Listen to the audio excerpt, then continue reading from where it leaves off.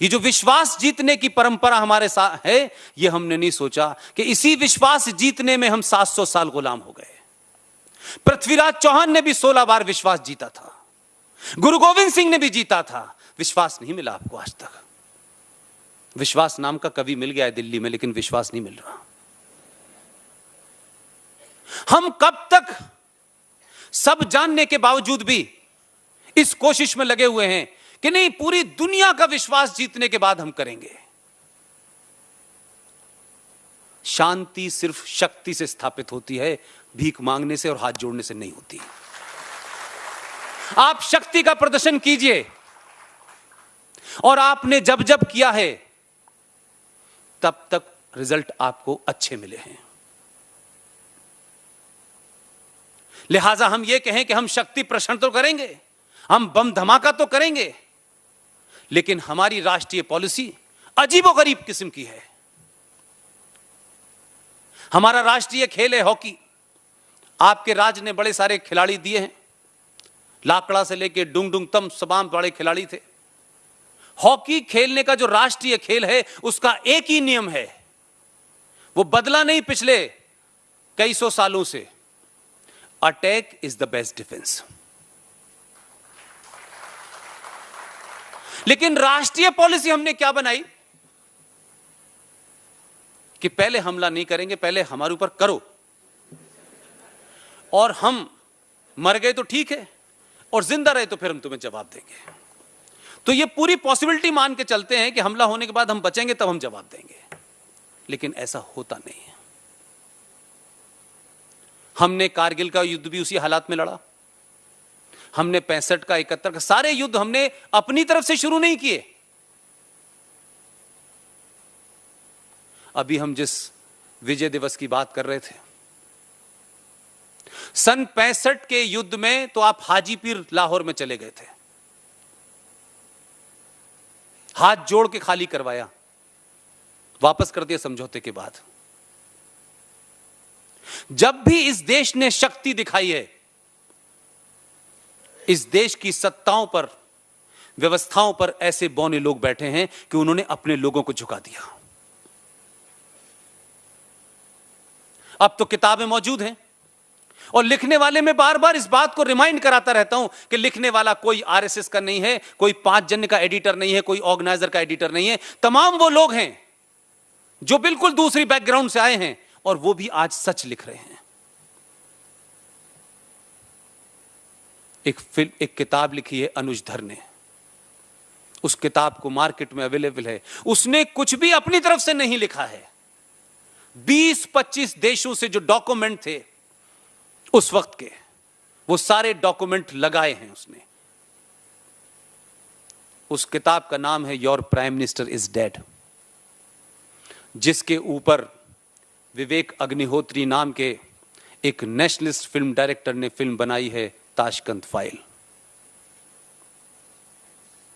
यह कैसे होता है कि यही लोग, यही समाज ताशकंद फाइल देख के निकलता है, और यहां से निकलते से बाहर तक जितनी उसे गालियां आती हैं वो पुराने लोगों को देने लगता है।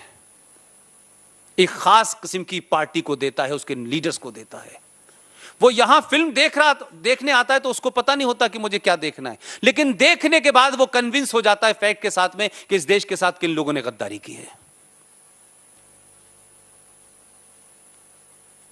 तो हम अगर आज भी इस बात को नहीं समझ रहे कि इस राष्ट्र को बचाना है, यह राष्ट्र खतरे में है, हो सकता है कि आपके यहां चंद साल पहले 12 अगस्त को किसी एक विचारधारा के लोगों ने कहा कि हम अपनी मौजूदगी कैसे दर्ज कराएं, क्योंकि वहां मौजूदगी दर्ज कराने का जो तरीका है वो 1400 साल पहले उस दिन शुरू हुआ था, जब मक्का में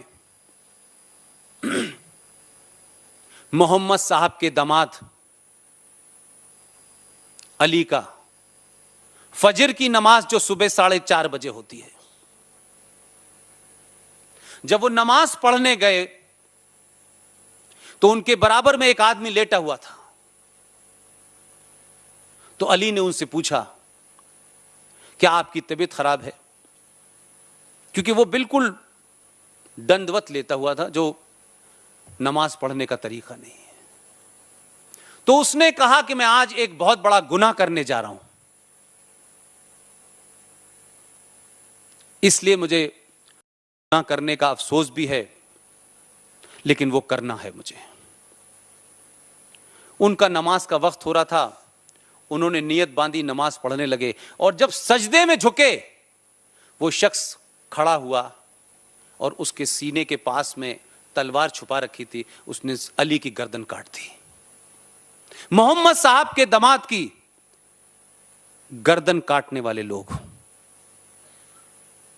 अगर आपके शहर में अपनी उपस्थिति दर्ज कराने के लिए एक जवान बच्चे को पत्थरों से मार मार कर ये बताएं कि हमसे डरो, हम आ गए हैं, तो आप डरे नहीं। आपने क्या किया? क्योंकि आपके अंदर भी 5000 साल पुरानी सभ्यता के आदर्श धीरे धीरे धीरे धीरे कम हो रहे हैं। आप डरे नहीं। आपने पहले पॉलिटिकल स्कोर बराबर किया, और जिस लड़के को इस शहर के अंदर पत्थरों से मारा गया, उसने आपके अंदर एक नई ताकत पैदा की। और क्योंकि आपने वो ताकत हुई, आप यूनाइटेड हुए। आपने जो जगह पे 3 बार जिसका कब्जा था, उसे उठा के बाहर फेंक दिया। यह बात सिंबॉलिक है। यह पूरे देश में ऐसे ही नहीं हो रहा है कि जो सच बात कहे उसके लिए फतवा जारी कर दो।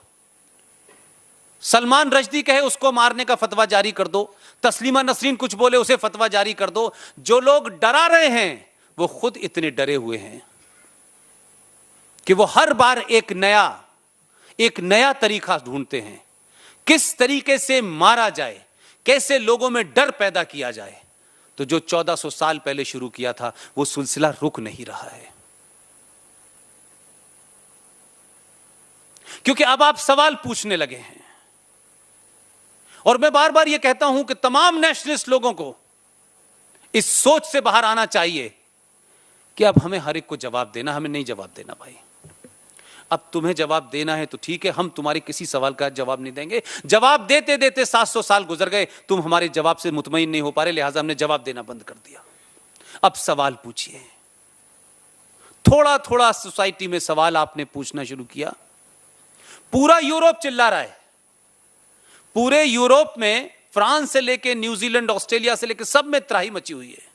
बड़े सभ्य लोग थे, बड़े हाई मॉरल ग्राउंड थे उनके, और जिनकी हुकूमत में सूरज नहीं डूबता था, अब उनकी हुकूमत में लंदन में सूरज नजर नहीं आ रहा। लिहाजा उनके यहां बड़ी चिंता है कि 24 मेयर हो गए हैं। फ्रांस में क्या हो रहा है, स्वीडन में क्या हो रहा है, यह सब आपके सामने है। अब कोई अखबार आपको जगह दे ना दे, लेकिन आपके पास अखबार से पहले और टेलीविजन से भी पहले खबर आ जाती है, और बिल्कुल अडल्ट्रेटेड नहीं होती। उसमें कुछ अगर मगर नहीं होता। कई सारे बरखाएं और कई सारे राजदीप उसमें शामिल नहीं है।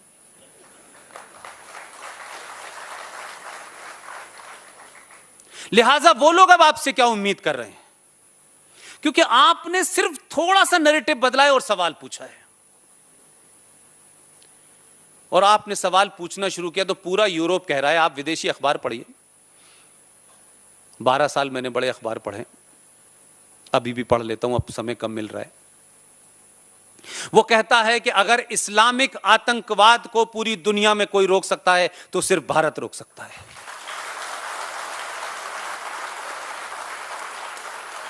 यह बदलाव क्यों है? यूरोपियन समझदार लोग हैं, उनको आपकी शक्ति का पता है, और आप 700 साल तक इसी सोच से लड़ने के बाद भी आप आज भी मौजूद हैं। लिहाजा जिस वेपन से वो आपको डरा रहे हैं, अभी आपने वो वेपन उठाया नहीं है, उसकी बातें बीच बीच में हो जाती हैं। लिहाजा लोगों को डर लगता है। अब इस बात का किसी को चिंता नहीं है कि सरकार में कौन आया है। सरकार तो एक सिंबल होती है।